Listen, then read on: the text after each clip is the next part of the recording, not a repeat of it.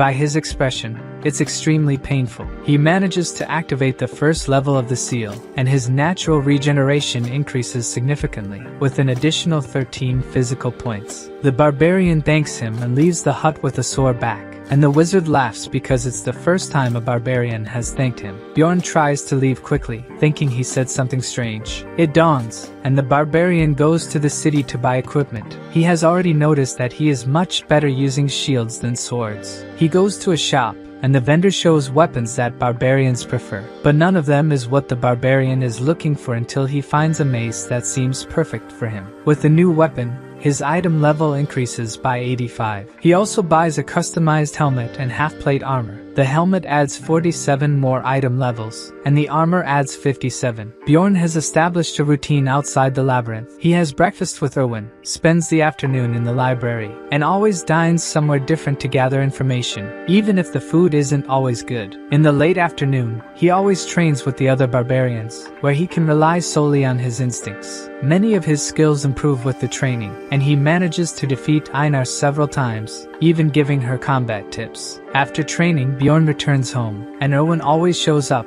asking to have dinner with him. After dinner, she bids farewell and wishes the barbarian luck in the labyrinth, which restarts the next day. Now Bjorn's attributes are much better. In the morning, Bjorn and Einar request the unity magic, and the attendant explains that they just need to place their hands on a crystal, and as nothing in this world is free, it costs 15,000 crystals, but it allows them to start the maze together. The guild attendant explains to them that the higher the rank, the more expensive the magic will be, and it only lasts for 24 hours. In a tavern, Einar is speechless in front of a lavish table, after Bjorn ordered the best dishes before entering the maze. She almost cries because the food is so delicious, and she gets excited to work hard. A few minutes before the portal opens, the two are already waiting. The barbarian hears people talking loudly and turns around. Several barbarians who have just passed the coming-of-age ceremony are coming. Einar looks at them with nostalgia, as if it had been a long time since she went through that. The portal finally opens, and Bjorn asks Einar to wait a bit because he wants to test a theory. She doesn't worry about understanding why. She just agrees and follows him.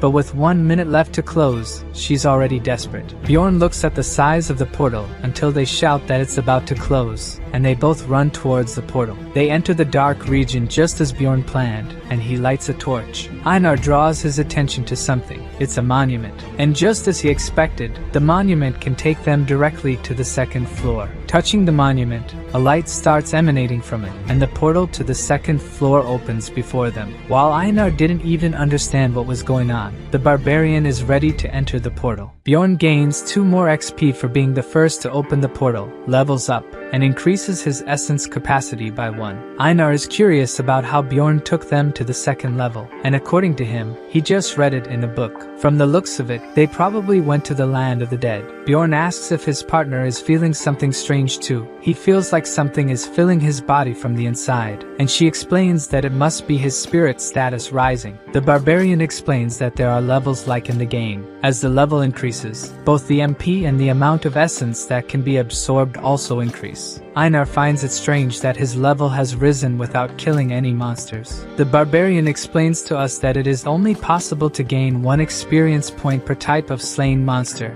but whenever you open the portal first, you can gain, making it an easier way to obtain XP. And he doesn't intend to reveal this easier way to anyone. He even asks Einar not to tell anyone that they reached the second level so quickly. Experienced explorers will arrive soon, and if they see them, they will ask how they ended up there, so it's better to get away from the portal. Bjorn ties the torch to his helmet to make it more practical, and since the fire is magical, it not only does not go out but also does not heat up. In the land of the dead, monsters are stronger than in the goblins' land, but at least they don't have traps, which makes the place much better for the barbarians. Einar realizes that something is coming. It's a small group of ghouls, but that already gets her excited to finally have someone to fight. The warrior advances towards them and defeats them all in the blink of an eye. She already believes that this level will be easy until she hears a scream and gets scared. Bjorn explains that it must be a banshee, and it's better to leave it alone, as the creature won't attack them. Einar continues to be afraid, asking if it's not a dangerous monster, and according to Bjorn, if they attack first, they will be cursed. Besides, they will be followed by her to the end of the maze, which only makes Einar even more scared. Another scream echoes, and she grabs Bjorn by the neck. This time skeletons appear, and she realizes that she got scared for nothing. Bjorn tries to tell her the weak point of the skeletons, but she simply destroys them all, without even listening to her companion. They continue heading north for almost 8 hours. Along the way, they encounter ancient ghouls and mutant skeletons carrying weapons, but none of them are difficult to defeat. The fights improve Bjorn's skills, and he destroys the monsters with his mace. The new armor helped a lot in the warrior's defense, and the helmet can stop arrows and not just carry candles. Looking at Einar, she is also not behind in destructive power. The barbarian realizes that she screams Vihela, the name of the barbarian deity, all the time. Even without knowing why, he starts screaming too and has fun fighting with his companion. He also gains several XP points by defeating new monsters. Einar notices that Bjorn's arm is injured, but he doesn't even worry because the wound starts healing on its own. Einar gets excited about the healing power and asks if it's the effect of the seal. The barbarian reveals that the first level of the seal improves regeneration and increases vigor. They realize that the terrain has changed, and the banshee's scream is louder now. From now on, rank 8 monsters will start appearing. A guttural scream begins to echo, and the death demon appears. They say that the monster eats the maze's light. Bjorn reminds Einar to attack the monster by the head, and they start attacking. The creature, which is not weak, manages to block Einar's attacks and has skin as hard as stone. Bjorn manages to get the monster's attention, and Einar attacks from behind. But even with the accurate attack, the blade hardly penetrates the monster, which turns around and throws the warrior. She gets up, leaning on the sword, and shouts that the monster is very strong. The barbarian remembers that even in the game, the monster's defense was very strong and also had a high healing power. The demon starts screaming. And this time, even Bjorn gets scared because he knows what that means. The monster activated the ability to summon ghouls. Dozens of them appear to be heading towards the barbarians. Bjorn shouts for Einar to deal with the ghouls first while he goes to attack the death demon. The barbarian heads towards the monster holding his shield, but the monster attacks, forcing him to retreat. Bjorn advances towards the monster again and holds it with the shield. While Einar has already defeated all the ghouls, he asks her not to get distracted and attacks the monster once again with his mace. Now the two barbarians are attacking the monster together and finally manage to hit the creature in the head. Bjorn thinks that finally one of the attacks has taken effect, but the monster doesn't give up and throws the warrior backwards. Bjorn gets up injured, and looking at the monster, the wound on his head is already practically healed. Bjorn looks at the monster, thinking of a strategy to win, and Einar grabs the demon by the leg, exerting force while trying to unbalance the creature, and succeeds as the monster ends up falling backwards. The barbarians take advantage of the opportunity to finish off the demon while it's still on the ground, and even gain another 2 XP. The demon leaves behind a large magical crystal, but according to the barbarian, it's only worth 100 crystals, and if combined with the ghouls, it's worth 300s. Even though she only got a little, risking her life, Einar is excited to continue hunting monsters. Bjorn began to think that it's not so bad to hunt with a barbarian, since Erwin was a bit passive. The two encounter more death demons and defeat them by throwing off their balance, and then hitting their heads as if tenderizing meat. They managed to defeat about 70 of them in doing so. Who was searching for a demon essence to synchronize with his seal, ended up with none on the first day. On the second day, the demons began to appear in pairs, and even so, it wasn't so difficult. The only complication was if they delayed in the slaughter, as they could be surrounded by ghouls. In the afternoon, they began to appear in groups of 3, and the barbarians realized that it was too much even for them to face. Other explorers show up, and before the barbarian could say anything, Einar interrupts and threatens the group. They are so scared that they run away from the warrior. She tells Bjorn that it's better to find another place to camp, since the humans know their location and are not trustworthy. They continue walking, and Bjorn thinks that she must not have had a good experience with humans either. They are discussing how they won't find any good place to camp until they hear a voice asking for help. Further ahead, there are several bodies of adventurers with traces of poison. The duo freezes, and a plunderer who seems very powerful appears before them. The plunderers make money hunting explorers instead of killing monsters. This activity is punishable by death. But just like the barbarian put an end to the explorers who abused him, if no one speaks up about it, people from the outside won't know. The plunderer asks if it's the first time they've encountered someone like her. The barbarian is already cautious because she seems dangerous. He takes a good look at the enemy in front of him. From her characteristics, she must be excellent at what she does, since he's never heard of this plunderer. Einar is almost drawing her sword and tells Bjorn that she thinks she must be strong. Looking at the defeated explorers, they have no external injuries and seem to have been poisoned. So the barbarian asks if she wasn't a companion of the group, and she reveals, turning her back, that they were her companions. She starts gathering the group's items in a magic pouch and casually calls for the barbarians. They are apprehensive, and Einar asks if they should fight her, but after seeing how strong she seems, Bjorn decides it's better for them to flee from her. The plunderer glances back, and the two barbarians are running at full speed to escape. Bjorn begins to see the signs he left along the way to guide them back to the first floor. Midway, they abruptly stop upon encountering a group of 4 human explorers. Einar is already ready to fight, but her companion says they are fleeing and need help. Bjorn swears by his warrior's honor that he's not lying. The group seems to believe the barbarian, and their leader says that if they defeat the plunderer, they will get the entire reward. He asks the duo to approach because he will use his gnome ability on them, and they won't be noticed. This ability can disguise the user and their companions within a 3-meter radius, as long as they don't move. The barbarian approaches, and the leader begins to say that they were very lucky since they managed to catch 2 barbarians in their trap. The duo seems to be hit by some magic that paralyzes them, and Bjorn realizes that this group is also made up of plunderers. The only way he can think that an explorer of the same level would have it would be with the essence of the stone golem suppression. If he takes damage, Bjorn knows he'll get rid of the ability, and the plunderers comment on how much they'll gain from the barbarians. One of them holds Einar's face, and his colleague says they were lucky, since barbarian hearts are very valuable. One of the plunderers even jokes with the barbarian, saying that his gaze won't set him free. The guy takes out a knife to deliver the final blow. He hits the neck. The barbarian, who was preparing to take as little damage as possible, manages to move away before the knife enters too much. He can finally move and hits the plunderer in the face, surprising the rest of the group. The barbarian removes the knife from his neck and throws it towards Einar, who is hit near the chest. Even in a combat position,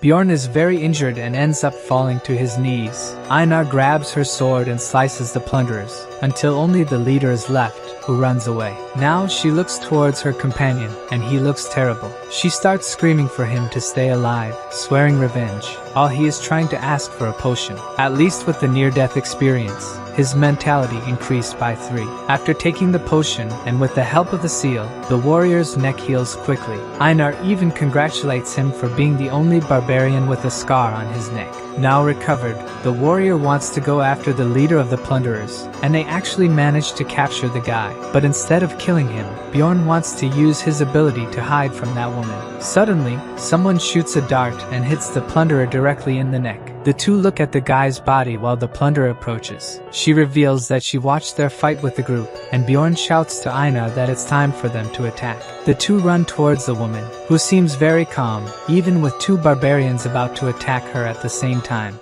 The plunderer dodges Einar's attack and still manages to block Bjorn's. The barbarian wonders how many essences she must have to be so strong. He gives up the weapon and tries to push his opponent while shouting for Einar to attack her. Suddenly, the warrior falls to his knees, powerless. He has been stabbed by the plunderer's dagger. Bjorn thinks if she's an aura user, they don't stand a chance. Meanwhile, Einar attacks from behind, but the plunderer retaliates so swiftly that she has no time to defend herself. The plunderer is using a paralyzing poison, rendering the barbarians immobile. Bjorn thinks she's much stronger, and they stand no chance. She points the dagger at the warrior's face and unexpectedly offers to spare his life if he swears not to tell anyone he saw her. She explains she never intended to kill the barbarians from the start because she owes a debt to their kind, and Bjorn realizes that's why she merely watched them get attacked.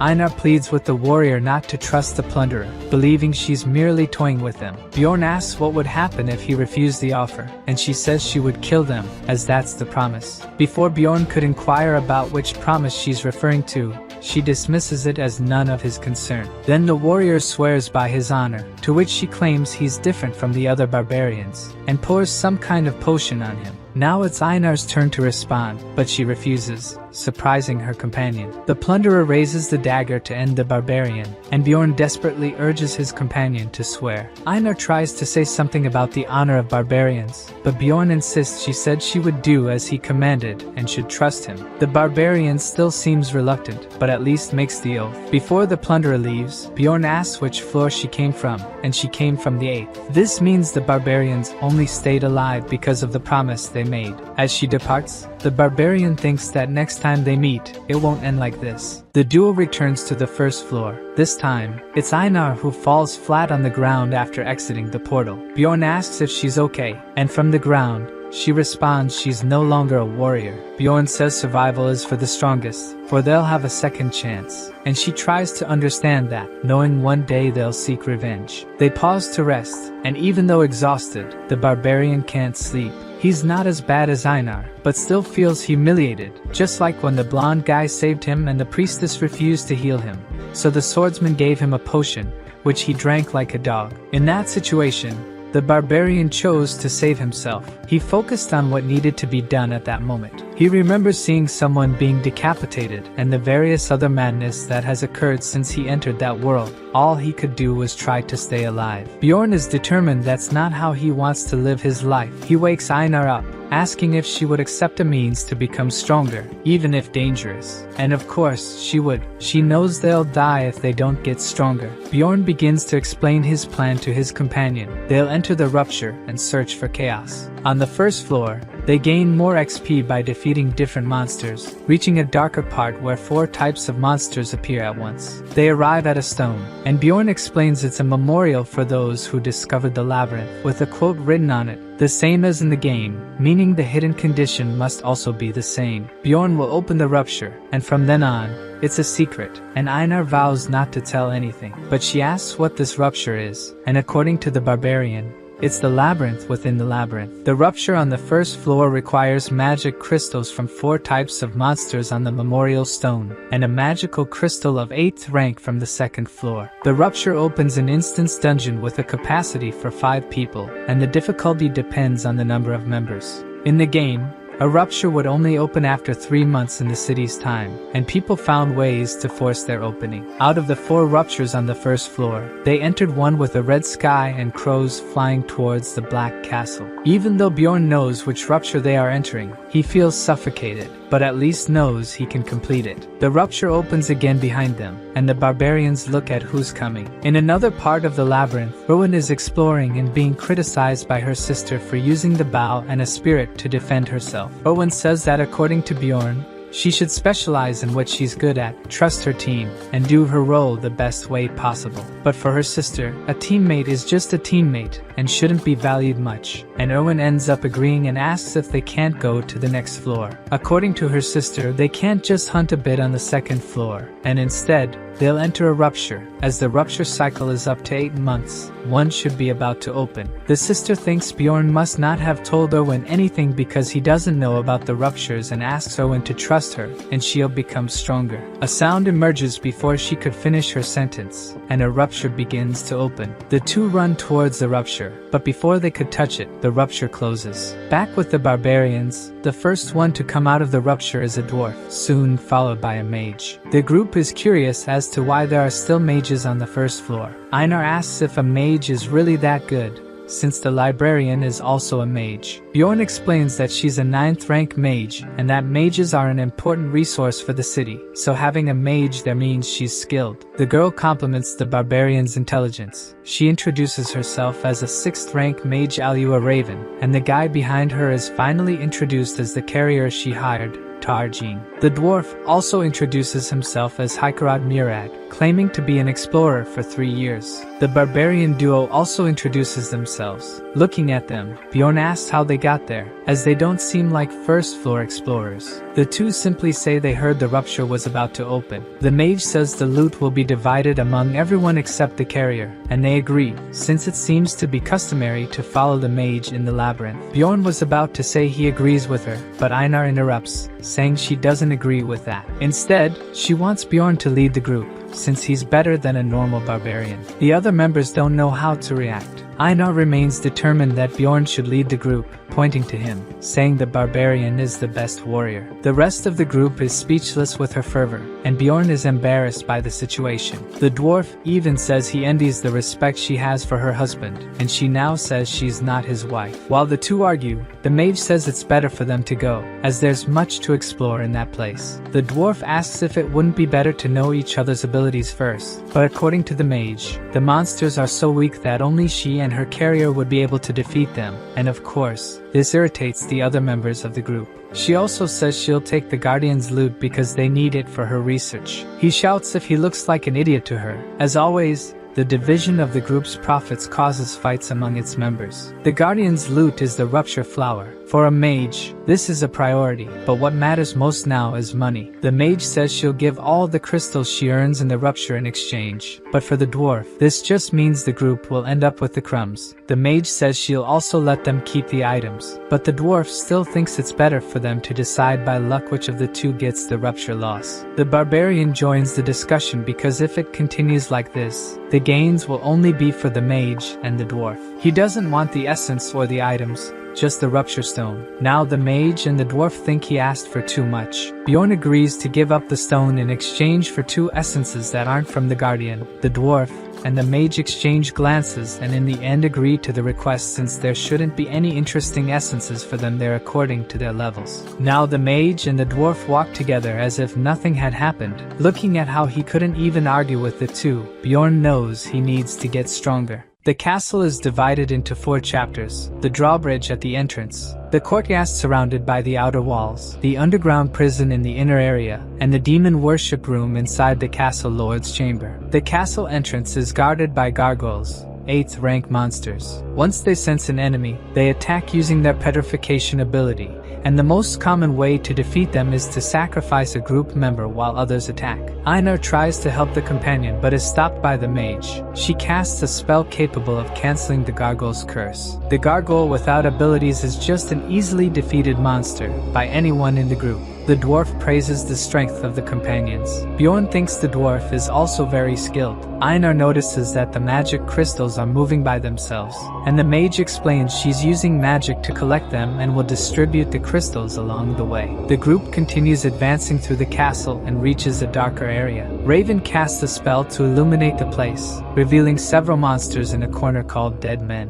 They have no rank, give no XP or crystals. They conclude it would be a waste of mana to use magic on these creatures. So, the barbarians and the dwarf attack these monsters. When Bjorn attacks the last of them, he realizes the creature dropped a dead man commander's horn. They reach a steel door, and the dwarf won't be able to destroy it with the axe. So Raven destroys the door with an explosive magic. The group reaches the drawbridge, the first chapter of the castle. The mage asks Einar to blow the horn. The warrior takes a breath and starts blowing. This activates the dormant magic seal, and Einar is surprised to see the bridge descending. The moat water also starts rising, and Einar can see hands of several dead men in the water. The mage tells her not to worry about it. Dead men start rising from the moat. Raven was already prepared for this and gathers the surrounding group. The mage attacks the dead men with magic, defeating all of them. Bjorn is realizing she is more powerful than he thought. She triumphantly says all they have to do now is wait for the bridge to descend, and as soon as it does,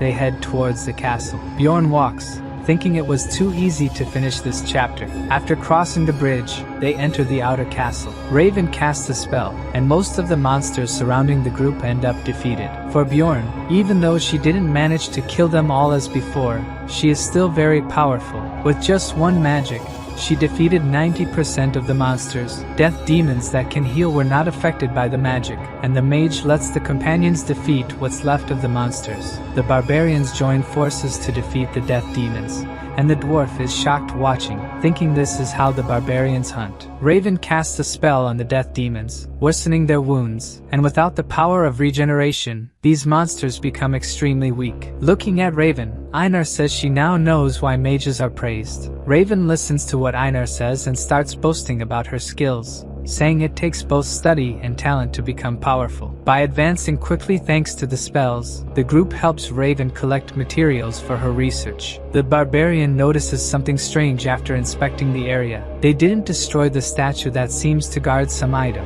and he thinks the group shouldn't know about it. As the barbarian tried to interact with any suspicious object in the game, he was able to discover several hidden things. To avoid suspicion, he thinks it's better not to say anything about the statue. They continue walking and reach the inner castle. The mage and the dwarf seem disappointed that there isn't much to take or monsters in this location. They go down a staircase towards the underground and enter the first floor of the underground prison. The dwarf asks the mage what kind of monsters appear there. Of the various ones she mentioned, body golems are exclusive to the castle. The dwarf is eager to fight these golems for the first time, and the mage takes the opportunity to warn about the explosive bodies. Even though, according to her, she would protect the group before anything happened. Einar asks Bjorn if the skeletal little creatures were monsters too. Raven starts talking about them, and Einar gets angry because she didn't ask her. The mage is annoyed by Einar's response, and suddenly they hear a scream. Immediately Einar is frightened by the banshee and grabs Bjorn. Raven takes advantage of the situation to scare Einar even more,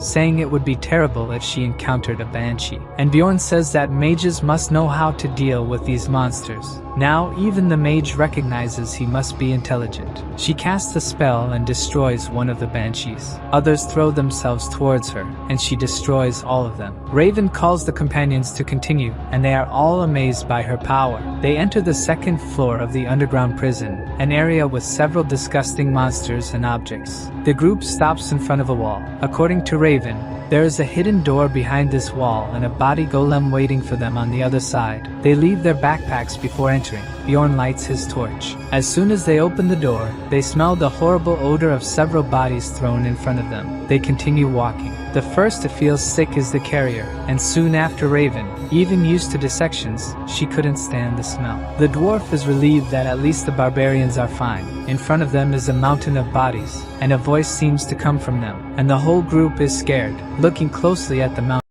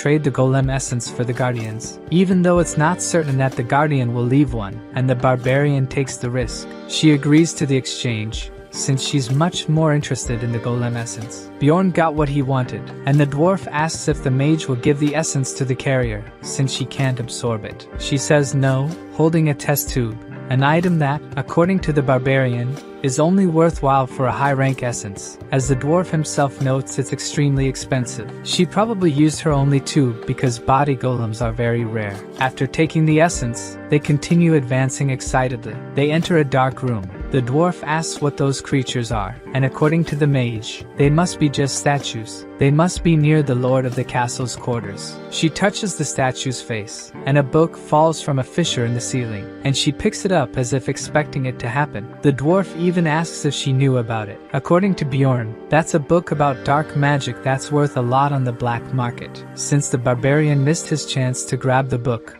Raven says she'll keep it. Surely she knows how valuable it is. Seeing that she knew about the book, the barbarian wonders how she didn't know about the statue at the fountain. Passing through the demon worshipper's room, they fight gargoyles, wolves, chimeras, and the skeleton knight, the second mini-boss. Raven celebrates that they found the golem essence, and now a desire-type skeleton knight. The barbarian agrees and explains that this monster can have 3 types of attributes: sadness that uses a mist-inducing psychosis, hatred that can lower the opponent's level, and desire type, which can regenerate. Raven offers to neutralize the monster's ability with a magic injury intensification, and the barbarian duo attacks the knight. The skeleton knight leaves an essence. It seems the adventurers are luckier now. The dwarf congratulates the barbarians for getting another essence, and Bjorn tells Einar to keep it since the essence suits a swordsman. Since they entered the labyrinth, he felt that Einar was trustworthy. The warrior is thrilled to receive the essence and begins to absorb it. Bjorn just forgot to tell her one detail about the essence. Her body would change drastically.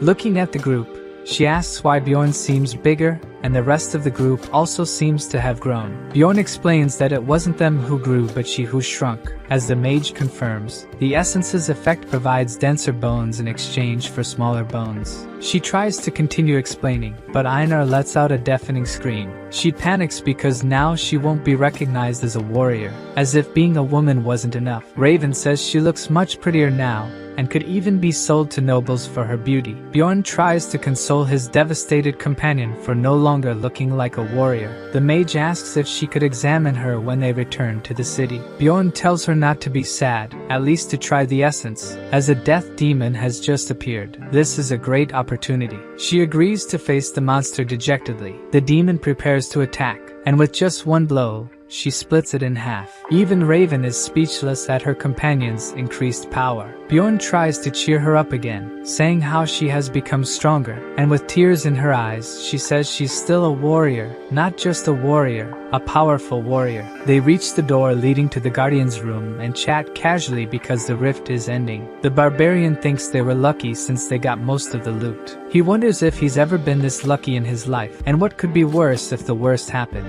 The dwarf is about to open the door when Bjorn notices that the doorknob's color is odd and shouts for him not to open it. It's too late, and he's already started opening it. The door swings open completely, and the castle's master is now awake. Even the mage says something's wrong because a death knight should have appeared. The creature says it's been a long time since it saw anyone, and the mage realizes it's a vampire, a monster that appears above the 6th floor and is rarely a mutation. The vampire duke asks in a frightening manner where they came from. Monsters are divided into 4 variants. The mutant variant monsters have different classes. The advanced, the monster is larger than the average on the floor. The rare variant are monsters that are only found in ruptures like golem or mimics, and finally, the advanced monsters that have their own memories and have a name. The group flees from the vampire they just encountered. Bjorn, who knows this monster, knows that he is powerful both in combat and in dark magic. Raven says that a mutant variant had never appeared as guardian,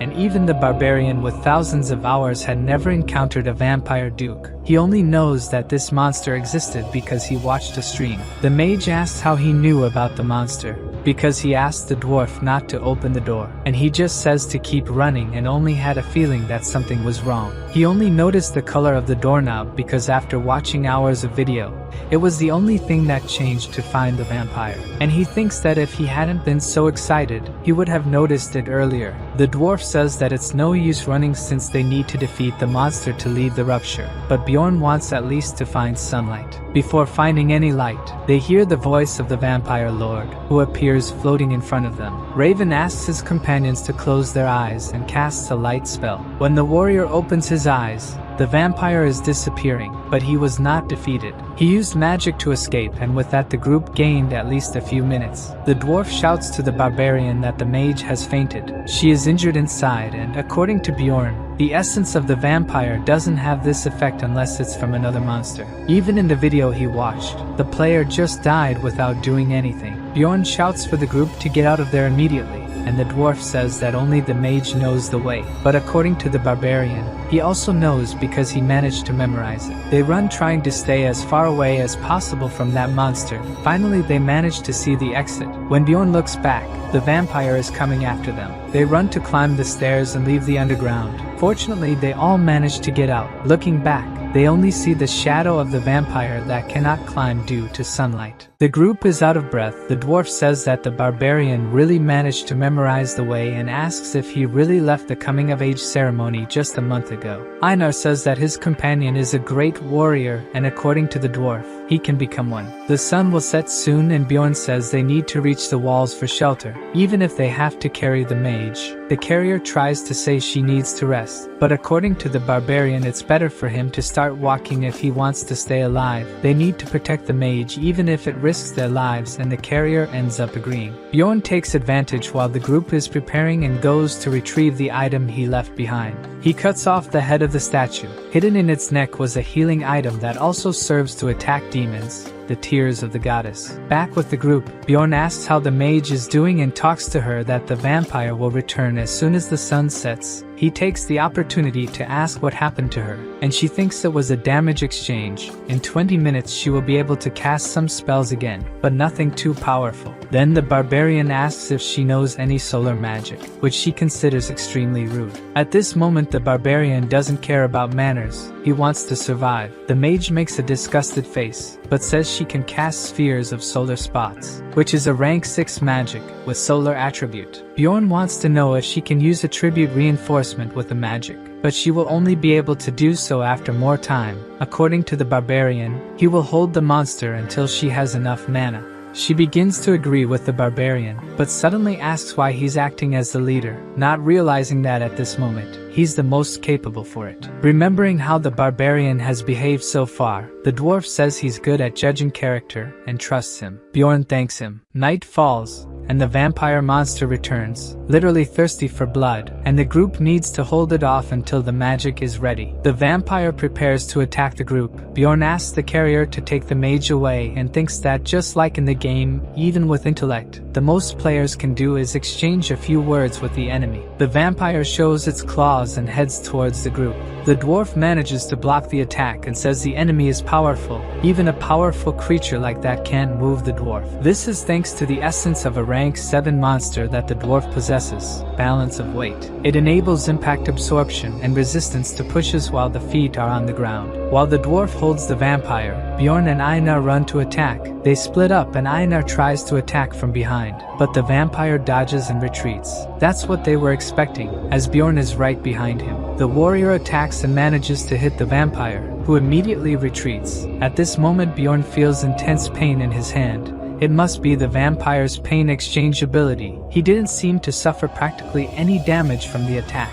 His body starts to transform into crows that fly towards the group, and the dwarf says he will hold the attack and activates the second essence, emergency restoration, which can block most of the crows. Even with the defeated crows, it doesn't seem good if their fluids touch anyone. Strange marks appear on the foreheads of Einar and the dwarf, which means they were hit. This is a vampire ability, the sacrifice seal. In addition to the sacrifice seal, vampires also have the immortal ability that increases regeneration as they are injured, and blood owner that can absorb opponents' abilities by drinking their blood. He can also use dark magic, transforming into smoke to avoid physical damage, turning into explosive crows and summoning blood monsters. With all this power, the dwarf can't resist the attacks. Einar tries to draw Bjorn's attention to the dwarf's situation, and the barbarian is also attacked. With 5 minutes left for the magic to be ready, the dwarf is out of combat, and the barbarians are tired. So, Bjorn shouts for Einar to take the dwarf and retreat, while he alone will hold the vampire. She runs carrying the dwarf, and the barbarian is holding off the vampire's attacks only with the shield. He seems to have a plan since he doesn't plan to fight. This time he doesn't block and takes the attack. The vampire seems to have not understood this attitude, and the barbarian takes a potion to regenerate. Even the barbarian's group can't understand what he's planning. He continues to be attacked by the vampire, while taking several potions to heal, and feels terrible pain with each one he takes. After drinking several potions, smoke starts to come out of the warrior's body. The attacks don't stop, but this time the barbarian blocks. Even receiving several attacks, Bjorn still manages to dodge those coming towards his vital points. Watching the fight, the mage remembers something she had read, which said that a barbarian's strength is in his mentality, and not in his physique. Now she seems to understand what the phrase meant. The carrier suggests they flee, but there's nowhere for them to go. Leaving there is defeating the vampire. Raven wonders what she's doing at that moment. Even the barbarian, who has just undergone the coming-of-age ceremony, is making more rational decisions than she is. She knows they won't survive without him, so she asks the carrier to flee with the dwarf, so that Einar can come back to help in the fight. She seems to have remembered that a mage doesn't just stay in the rear. She must also try to find a path to victory. The mage looks at the essence of the golem she picked up earlier and knows she needs to make a decision. She looks in the direction of the fight, starts to cast a spell. The magic throws the essence towards the barbarian, who certainly wasn't expecting that. The vial breaks upon hitting him, and the essence begins to be absorbed automatically. Several of his attributes increase, now that he has the power of the body golem. The barbarian's vision was getting blurry. He kept getting attacked by the vampire, losing his strength, focusing solely on protecting his vital points, until time seemed to stand still, and he absorbed the essence of the golem. Now the vampire's claws couldn't penetrate the barbarian's bones anymore, but thinking that the mage threw the essence at him, he'll have to change his plan of progress. Bjorn is managing to move better, but still can't dodge the attacks properly, and knows he can't continue like this. Another potion is thrown at him, and this time it's a healing one. The mage seems to be getting better. If I keep it up, a barbarian will have a chance of winning. Bjorn runs towards the vampire and grabs the monster, who obviously starts tearing him apart. And this time it's not bad, since the power of acidic blood will cause pain to the creature. Another potion is thrown at the barbarian, who besides causing damage to the vampire is also being healed by the essence and the potion. The vampire finds a way to get away from the barbarian, and Einar is coming to help in the battle. She strikes the vampire duke with the sword, and he barely has time to dodge and is already being attacked by Bjorn, but retaliates by hitting the barbarian in the stomach. The warrior can only think about how much time is left for the potion to be ready, and it's precisely at that moment that he hears the mage shouting that she can finally attack. He takes a look at the vampire, grabs the creature by the chest. Gathering all his strength, he throws the creature and yells for the dwarf to attack. The dwarf starts to glow with lightning ability and attacks the vampire with his hammer. The vampire duke is hit with so much force that he enters a state of unconsciousness. Bjorn grabs the potion he had hidden in his boot, and it seems like he's finally going to use the tears of the goddess. The warrior pours the potion into the vampire's mouth and takes the opportunity to punch him in the face too. The potion blesses the vampire, and a light starts to emanate from him. The blessing seals all his tolerances, and now he enters a state of paralysis. Raven tells the warrior to get away from the vampire because now she's going to use solar magic. Even though not in her best condition, she casts the magic that goes straight towards the vampire and the barbarian, who looks back thinking there won't be time to escape. The solar magic explodes. Due to the vampire's owner exchange ability, the whole group enters a state of unconsciousness. Bjorn wakes up all wounded and wonders if they really managed to defeat the Duke. He struggles to get up, but just looking forward, he sees that the vampire was not destroyed, instead activated the immortal ability that greatly increases regeneration. As if that weren't enough, also has the ability source of darkness that makes resist death as long as the heart is whole. The vampire begins to heal rapidly, and Bjorn thinks that if it continues like this, soon he will be fully healed. The rest of the group is unconscious, and the only thing the barbarian can think of is that he needs to kill this creature before it finishes regenerating. Bjorn walks up to the vampire, Looking at him, the only thing intact is the heart. He follows the arms, trying to gather his strength. He punches the vampire's heart and uses his flesh explosion ability. At that moment, the barbarian's hands explode, and it begins as this is his only alternative. He continues using the ability until his life reaches less than 1%. He doesn't stop, the life reaches 0, and a countdown starts. He continues, and mentality points begin to be consumed. He knows he would end up dying even if he stopped, so he continues until his hands disappear, and he simply falls over the vampire's body, thinking of using the remainder of his body in the ability. After all this sacrifice, the Count finally dies. After giving everything he had, Bjorn levels up, but that doesn't mean his life will return. Unexpectedly, as the odds are low, the vampire leaves in essence, and as it is on top of him, Bjorn begins to absorb it, and now his passive ability is not to die until the heart is destroyed. After going through all this, a system window appears saying that the progress is normal, and the administrator is observing this character. Bjorn awakens with a painful expression, and the first person he sees after waking up is Einar. He asks where the rest of the group is, and according to her, they left 3 days ago. In other words, the barbarian was unconscious all this time. Bjorn thinks the maze is already on the 7th day. He moves his hands and realizes that his body is no longer injured. He also notices something else: he is without clothes. Einar says they were worn out, so she threw them away. She reassures him that he doesn't need to worry. She's seen his great warrior. Jokes aside, Bjorn asks what happened while he was unconscious, and Einar says the dwarf took some items, and the mage took the stones. Bjorn thinks that since he's alive, it means he absorbed the vampire's essence, and Einar says they were going to split the stones by luck, but the mage refused and took everything. The dwarf didn't do anything, so he didn't care. The mage said Bjorn took the best item, so he can't complain. Bjorn now knows that she also noticed that he absorbed the vampire's essence. Einar says the mage took the items and left without even waiting for Bjorn to wake up. The two barbarians thank each other for trusting one another, and Einar asks if they're going to leave now too. Bjorn says there's still something he needs to do. He's going to retrieve something. Sometime later, he returns to the city and exchanges his items for money. He says he got very little, only 231,000, but considering he managed to absorb 2 essences, it was worth it. When he goes to get his money bag, the woman seems suspicious and doesn't hand it over. Bjorn finds it strange because she never asked anything before. But suddenly, several guards surround him, and he's left completely puzzled. Now that the portal has closed, we also see that the elf has returned safely, but she's very tired, saying that the 3rd floor is very difficult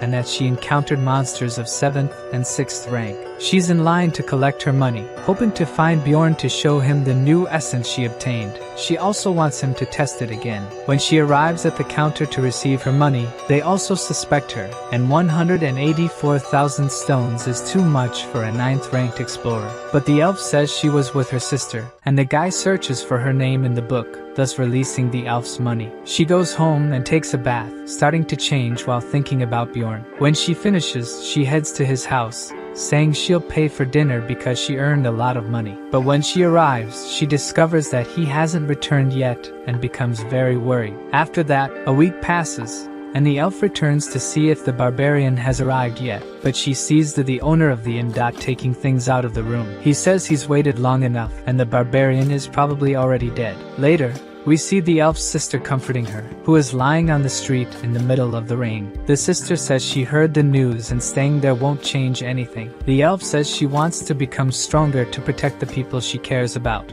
While all this is happening, we finally find out where the barbarian is locked in a cell. It seems he underwent an interrogation because he was carrying some items belonging to other people. He claims that they were from people who attacked him. The interrogator says he will find out the truth. Bjorn suspects something is amiss because there is a law that no one should be questioned about the origin of the item. But the investigator wants to know where the beast the barbarian was carrying came from, and he said he got it from some guys who attacked him, but he didn't mention the redhead dead because he's not a fool, right? The interrogator questions where the barbarian's scar is after he claims to have been attacked, but only then does he realize that the scar disappeared after he absorbed the essence of the vampire. The interrogator doesn't believe Bjorn entered into a rupture, especially since a vampire supposedly appeared in it. Bjorn becomes angry and orders for a mage to be called to confirm his story, but for the interrogator, it's not worth calling a mage for a rank 9 explorer. Even though Bjorn offers to pay the mage, the interrogator doesn't pay much attention and leaves the room. They end up calling a mage, but Bjorn's mental power is too strong, and the spells don't work on him. The interrogator refuses to call a more powerful mage and orders the barbarian to confess what he did. On the 7th day, the man tells Bjorn that there is concrete evidence against him. The interrogator has the message stone that the barbarian took from the looters. He received a testimony from the guild the looters were a part of regarding what the barbarian did, and because of this, Bjorn will be executed in 3 hours. In the cell, Bjorn accepts that the situation won't be resolved through conversation. He needs to prove his innocence somehow. The barbarian grabs the bars and activates the flesh explosion. He walks out of the destroyed cell and the guard is wetting his pants in fear. He doesn't have time to scream and takes a kick to the face. Now the barbarian is going to get out of there. Bjorn takes the keys from the unconscious guard and the other prisoners ask to be freed. The barbarian knows that many of them are criminals, but that doesn't matter, and he begins to release them. Someone knocks on the Guild of Explorers' door, and it explodes with hundreds of prisoners escaping. The guild employees offer a reward for whoever captures the fugitives, and the battle begins. Bjorn takes advantage of the confusion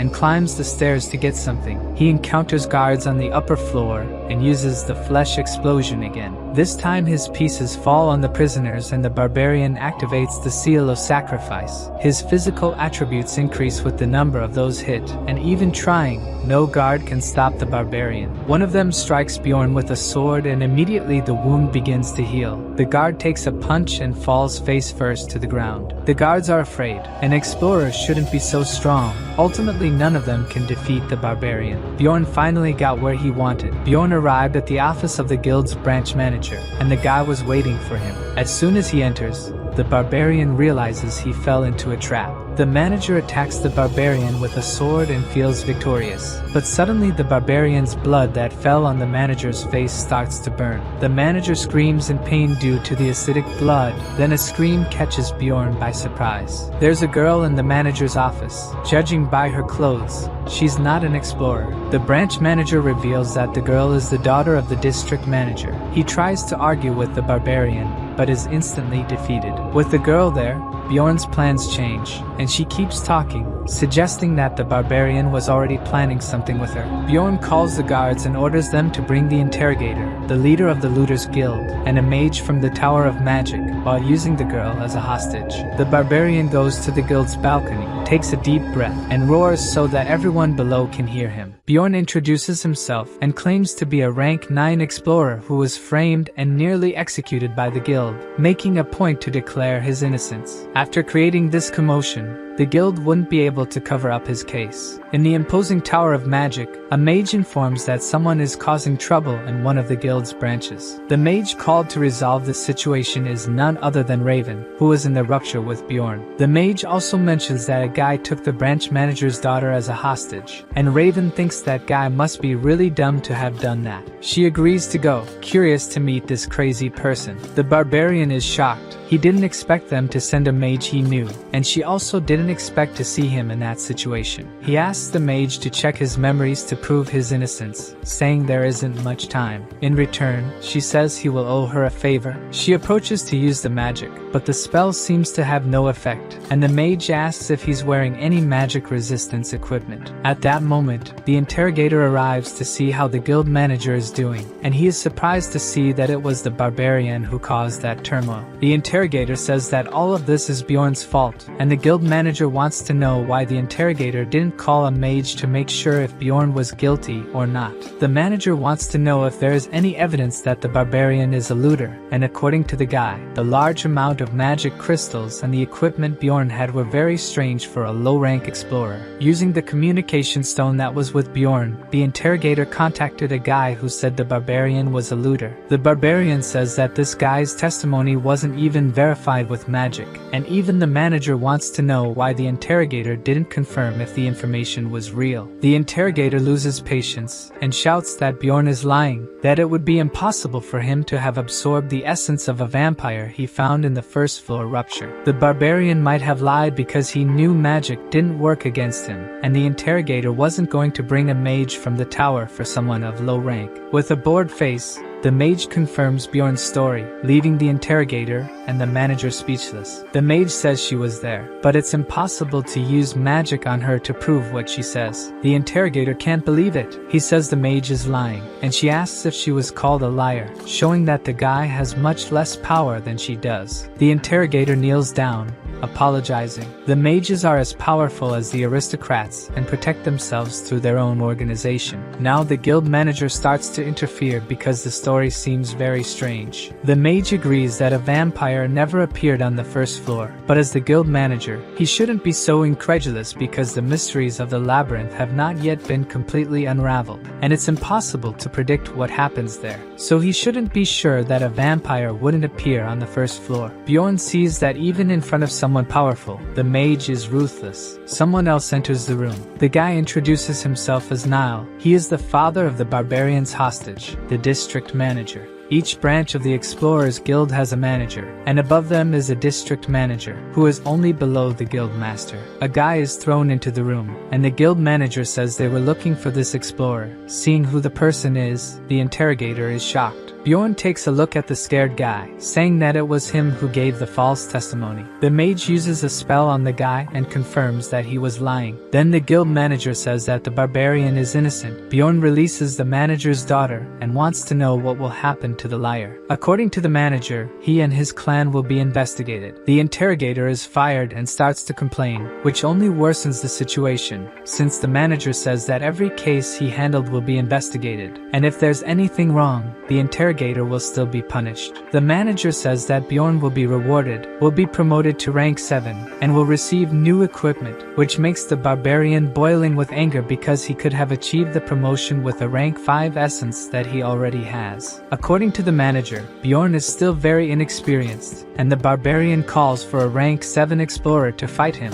and show that he is stronger. Raven intervenes to help. She says that it is the first time an explorer has faced a rank 5 vampire and even returns with the essence of the guardian vampire. The promotion is something that Bjorn would normally receive for that. The manager doesn't like it and asks what the barbarian will want. Bjorn, not being stupid, asks for 5 million crystals, and unexpectedly, the manager agrees to the amount. Taking advantage, the mage also asks for 1 million for her work. Back at the magic tower, Bjorn is in the mage's laboratory, which is quite messy. She gives him a strange liquid to drink, saying it's just water. Bjorn sits down and asks why he was brought to the laboratory, and she says she's collecting on the favor he promised when he asked the mage to check his memories. The barbarian says he'll only do it if it's something he can do, and the mage reveals that she wants to study him. Raven says that the research can be useful to both of them. Studying a vampire that had never appeared is a unique opportunity for her. Bjorn remembers they signed some papers, not to talk about the guild incident, and the mage said she would sign if they didn't tell that Bjorn absorbed the essence of the vampire. She just wanted no one to know to be able to research the barbarian. The mage asks him to come to the laboratory once a week for 6 months. The barbarian disagrees, and the mage retorts that he is only alive and got 5 million because of her, so he should be grateful. This only makes the barbarian say that she owes him, which leaves Raven confused. Bjorn stares at the mage and says he absorbed the essence of the body golem against his will because of her. To Raven,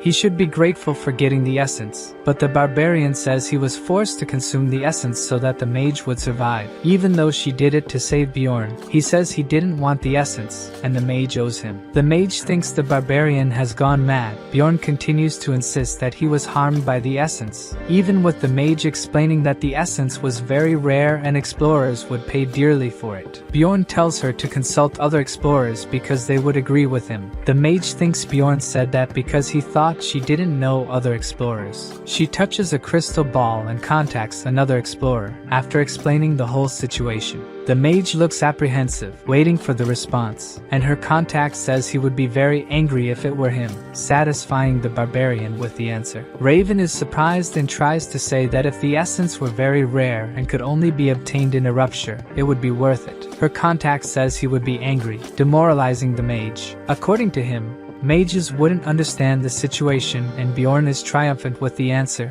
Defeated, the mage asks how she could compensate someone if something like that happened. The guy replies that he would ask for 15 million if it were him, much more than the mage could expect. It seems erasing an essence is very expensive, and every time the explorer does it, it gets more expensive. Raven probably doesn't have all that money, and she asks what could serve as an alternative. But in this case, her contact says he would split the person's head. Raven doesn't know how to deal with this situation. This contact of hers must surely be powerful, since he is close to a tower mage, and must know how important the balance between essences is. If the mage had asked a low-ranked explorer, they would say any essence is good for them. Now, Bjorn wants to know if she will admit she was wrong. The elder mage appears, saying the barbarian must indeed be special to have won over a mage without using brute force. He introduces himself as Dian and says he is Raven's mentor, and Bjorn is shocked, as this means this old man is very powerful. He is the master of the magic school. The elder enjoyed the conversation between the two. Even though Raven used the soundproof spell, it seems he was curious as to why she brought a barbarian alive. This part about being alive makes Bjorn curious, and the mage explains, with a scary face, that usually only the bodies or the hearts of the barbarians reach the tower. Bjorn surely didn't like to hear that. Then the mage starts laughing and says it was just a joke. If this is the mage's humor, Bjorn will show him what barbarian jokes are like. The barbarian says he should crack the mage's skull, catching him off guard with the joke. Bjorn tells the old man to accept that he fell for the barbarian's joke, but it seems calling the guy an old man was a mistake. The barbarian starts messing with the mage's head, saying it was another joke to call him an old man, and since the mage doesn't respond, Bjorn thinks he went too far with the joke. The mage starts laughing,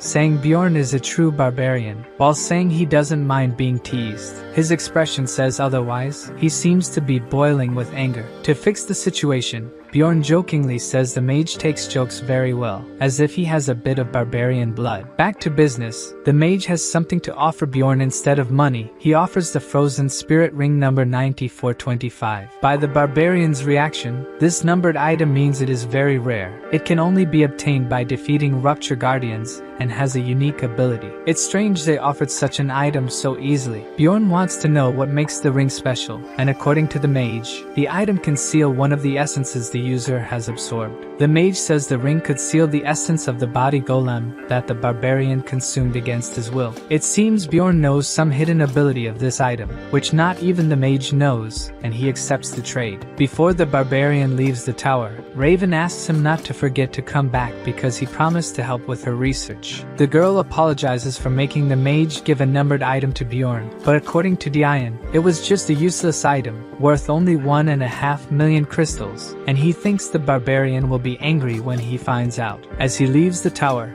Bjorn thinks that, in that world, mages are the smartest people. Still, Raven didn't know about the hidden item in the rupture, and from that, he was sure he is much superior, even to the mages who have no idea of the real value of the item they gave him. After a long time, Bjorn returns to the inn and the owner is surprised because he thought the barbarian was no longer in this world. The guy explains that he threw Bjorn's things away because he thought the barbarian wouldn't come back. Bjorn is furious because he had paid for an extra week's stay and the guy says he will compensate Bjorn. The barbarian holds himself back from doing anything to the guy. The next day, he goes to a trading district with Einar. There he sells the items he got in the labyrinth and pays Einar's 300,000 stones, which she is grateful for the payment. She tells Bjorn that there are people eating clouds on a stick and, looking at them, she feels like trying it too. Einar finds humans amazing for creating something like that while enjoying a meal with the barbarian. A little shy, she thanks Bjorn for still treating her the same way, even though her body has changed. Impossible for Bjorn not to find her cute now. Einar says that the other barbarians started avoiding her because she no longer looked like a warrior. Besides, humans started flirting with her everywhere. Einar is desperate with this change of appearance and asks the barbarian if she really became so ugly. Bjorn is completely speechless. The girl looks wonderful. She tells Bjorn that she made a decision. She can't enter the labyrinth with the barbarian anymore. Bjorn was left alone.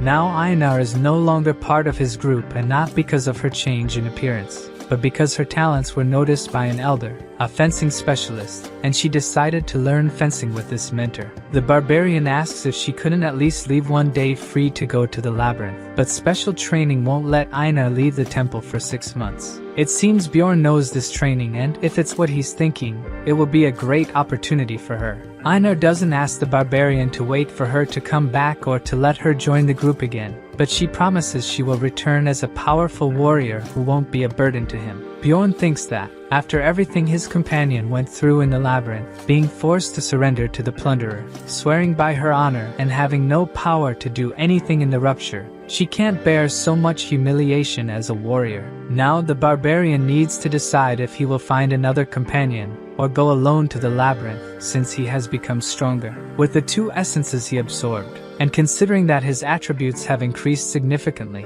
Bjorn is now stronger than any explorer on the 2nd floor. From the 3rd floor onward, things get difficult, and even though he's strong, there's no way to clear a floor alone. The higher the floor level, the more necessary it becomes to have a group, preferably with members of similar levels. While thinking about this, the barbarian goes to Raven. A mage like her would be a great addition to his group.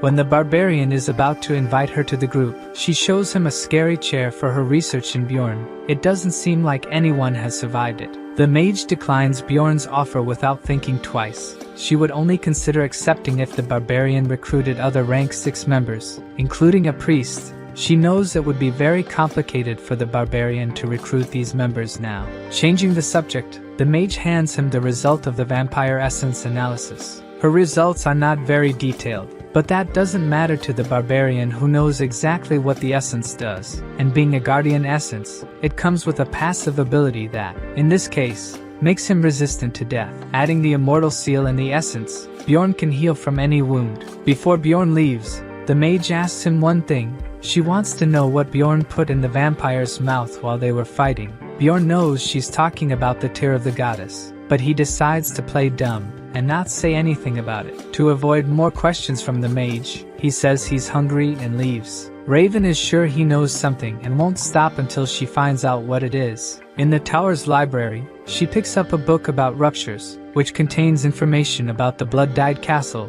The book talks about the tear of the goddess and the golden mask, but it's hard to know much because the pages are stained. The mage looks up information about the tear in another book and finds out that it's a consumable relic that spreads a very strong blessing when the vial is broken. It's been over a century since the relic was last used to save the Pope. Discovering this, Raven wonders if it was a coincidence that what happened in the battle resembled the power of this relic.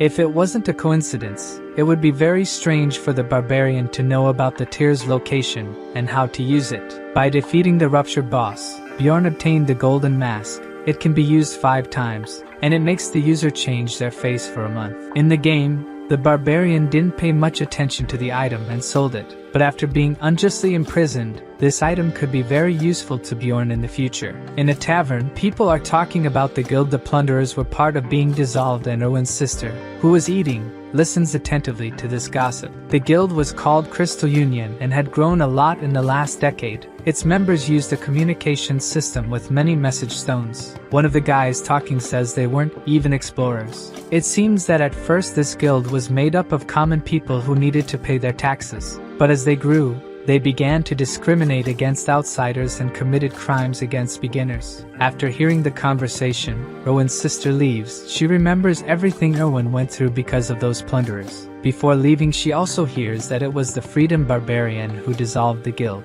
People are talking about a barbarian who escaped from prison to prove his innocence, and the most incredible thing about it is that this barbarian was only a rank 9 explorer. By the information, it would be too much of a coincidence for this barbarian to be Bjorn, but it would explain why Bjorn disappeared for a week. The elf goes to Owen's room and calls for her sister. The girl doesn't seem well surrounded by her spirits, and her sister isn't sure if she should tell Owen about what she heard earlier. In the Explorers Guild, Bjorn is looking for members for a group. The barbarian wants at least 4 people who work from the 3rd floor up, and the attendant asks for the barbarian's information. As soon as he starts reading, the guy gets scared and says something about 5 stars, but when Bjorn asks, he plays dumb and hands over a list of teams for the barbarian. Bjorn realizes the guy changed the subject, but he didn't pay much attention. Analyzing the list, he finds an interesting name. It was Murad's name, the dwarf who entered the rupture with Bjorn. The dwarf says he invited one more person to join them, and the barbarian is surprised when he hears that a mage would join them. The dwarf starts waving. The new member of the group is arriving. The mage seems young and excited. He introduces himself as Ryal and says he wants to join the barbarian's group. Murad introduces himself as a 6th rank explorer, and the mage is an 8th rank from the royal family. This surprises the dwarf, and Bjorn explains that this means the mage doesn't work for the guild. Ryal thinks Bjorn seems clever for his kind and asks the barbarian's name. Bjorn is getting annoyed with the mage but introduces himself and asks Ryal to sit with him. Bjorn asks why the mage wants to explore the labyrinth. It seems rare for an 8th rank mage to go on explorations. Due to the mage's rank, he must not be very strong and would only be able to explore the lower floors, so it would be much more profitable to work in the city. The mage says he wants to become a renowned explorer to bring glory to Baron Martoin's family. The dwarf is surprised that the mage is a noble, but apparently, he is just a distant relative. Ryal also says he won't mistreat anyone for having an inferior position, but he's not a real noble either. Despite being cute, this mage only knows a few curse and ice spells that could be useful to the group, meaning he's quite weak, but Bjorn accepts him into the group. Just the fact of having a mage will attract more powerful explorers. As the barbarian expected, after the mage joined, they received proposals from several strong explorers, and Bjorn and the dwarf started analyzing them. From the dwarf's expression, they found another member, and now their team is complete. Bjorn upgrades his equipment before entering the labyrinth and shows the new armor to the librarian, who shows no reaction. She just asks what it is, and Bjorn excitedly says he bought lithium armor and shield and an expanding backpack that allows him to carry much more stuff. The librarian only says they received complaints, and it's better for the barbarian to take off the armor. She really doesn't like Bjorn's antics. Walking down the street, Bjorn spots a barbarian huddled in a corner. The guy is without any weapon, which is very strange because no matter how poor or hungry a barbarian is, they always have a weapon as if it were part of their body. Bjorn tries to talk to the guy, and the other barbarian seems very scared. Bjorn tells him not to be afraid and asks where his weapon is. The guy says, still frightened, that he was broke and so sold his weapon. Bjorn gives a big smile to the guy, thinking about how strange it was for a barbarian to sell their own weapon. Bjorn introduces himself, and the guy says his name is Terrakin. Bjorn takes Terrakin to eat. Bjorn is sure that this barbarian is what they call an evil spirit in this world, someone who didn't come from this world. Terrakin is very grateful to Bjorn. He says he went through the coming-of-age ceremony a month before Bjorn did. Terrakin tells that he got lost and couldn't enter the labyrinth, but Bjorn thinks he got scared of the monsters and ran away. It wouldn't be difficult for the guy to have escaped from the barbarians. His problem would start afterward because no one in the city would want to employ a barbarian. Bjorn wonders if this guy wasn't playing and had also reached the boss's room in the game. But if that were the case, he would know how barbarians are treated in this world. So he asks what Terrakin did after the labyrinth opened the other month, and the guy says he didn't go back in. Bjorn gets annoyed. How could the guy miss the chance again? But Terrakin tries to explain that this time he didn't even have a weapon because he had sold his. The guy didn't think about the future, and Bjorn is confused if the guy really played the game. After that, the guy went hungry, cold, and was rejected by the barbarians when he tried to get close. Bjorn wonders how he survived for so long. If he had fled when he came to this world, just like Terrakin did, he could have ended up the same way. Terrakin asks if Bjorn doesn't feel bad and wants to help him. He excitedly says he knows the labyrinth and could help, but Bjorn interrupts him, saying he won't go to the labyrinth with him. This takes all the excitement out of Terrakin, but Bjorn says he will help the guy in another way. Bjorn offers 150,000 stones and tells Terrakin to buy a weapon and enter the labyrinth. The guy takes the coins trembling, and Bjorn tells him to leave because he's tired. Terrakin tries to say he'll repay, but Bjorn interrupts, saying he should leave. No matter what happens from now on, Bjorn doesn't want to see the guy ever again and asks if the guy understood what he said. The barbarian seems like a different person, scary. At home, the barbarian thinks he acted horribly with the guy, but thinking about what he lived in the labyrinth, he thinks he acted the best way he could with Terrakin and hopes the guy survives exploring that place. The day to enter the labyrinth arrives, and the mage is excited. It's his first time